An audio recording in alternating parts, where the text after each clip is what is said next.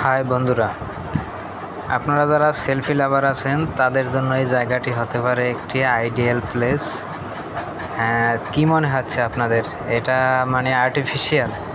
একদমই আর্টিফিশিয়াল না, এটা হচ্ছে একদমই ন্যাচারাল।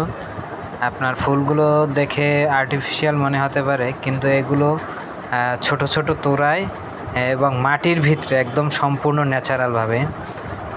তো এটা হচ্ছে নরসিংদীর গোল্ডেন স্টার পার্ক। এটা ঢাকা থেকে মাত্র 48 কিলোমিটার দূরে অবস্থিত। তো বন্ধুরা, আমরা যারা ঢাকায় থাকি তাদের কাছে এই জায়গাটা মানে বেশি একটা দূরে না, খুবই কাছাকাছি।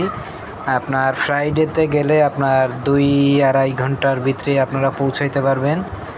তো জায়গাটা খুবই সুন্দর এবং যারা সেলফি লাভার তাদের জন্য খুবই সুন্দর একটা প্লেস।